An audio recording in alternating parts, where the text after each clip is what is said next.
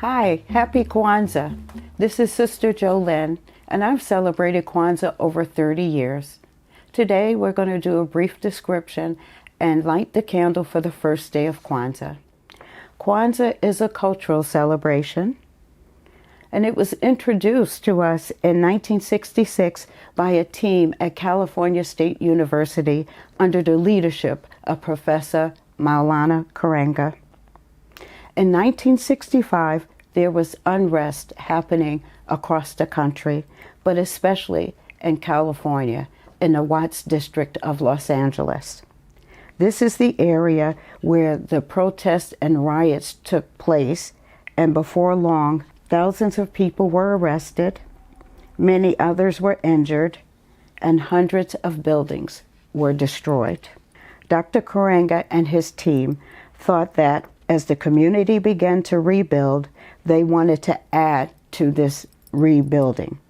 So they created this positive foundation and values for the community, but more specifically for African Americans who were descendants of enslaved people. Another thing about Kwanzaa is that it's celebrated every year starting December 26th and runs through January 1st. The word Kwanzaa is borrowed from the Swahili language, and Swahili was chosen because it's a common language that could be understood whether it was from West Africa, Central Africa, or East Africa.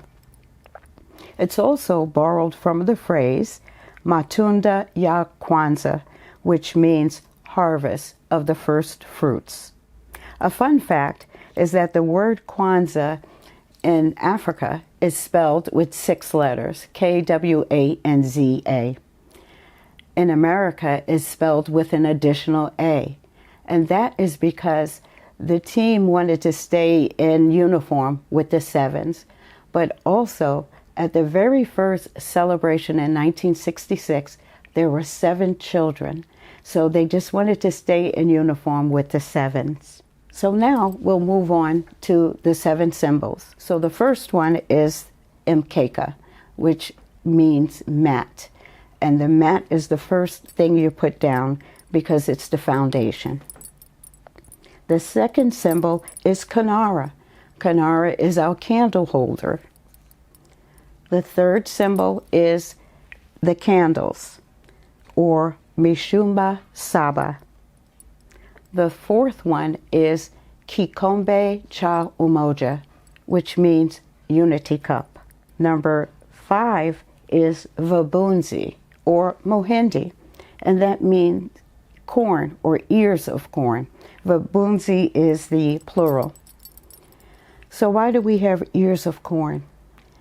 Every table should have corn on it because they represent children in the family.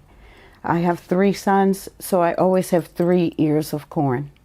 For those who do not have any children, there should always be at least 1 ear of corn because it represents the community's children.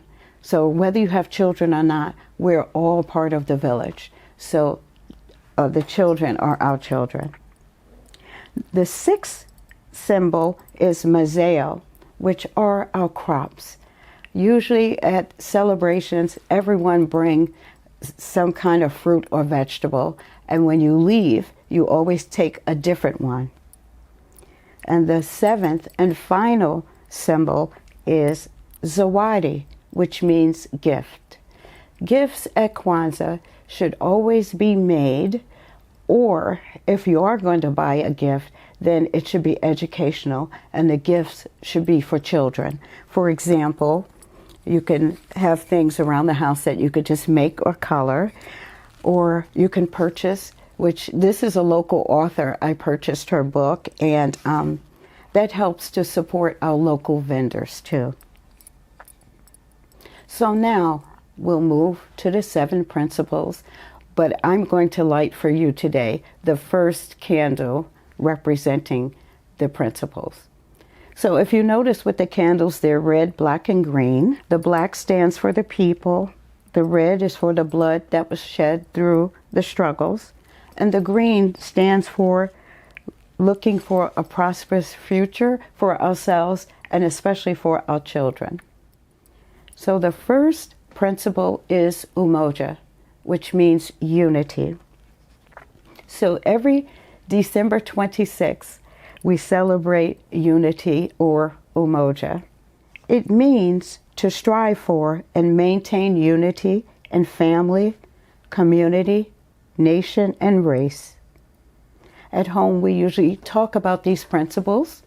We talk about what did we do to reinforce unity during the year, and we set intention for the future year, for the next year.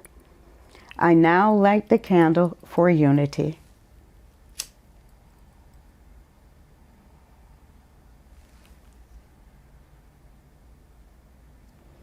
Thank you.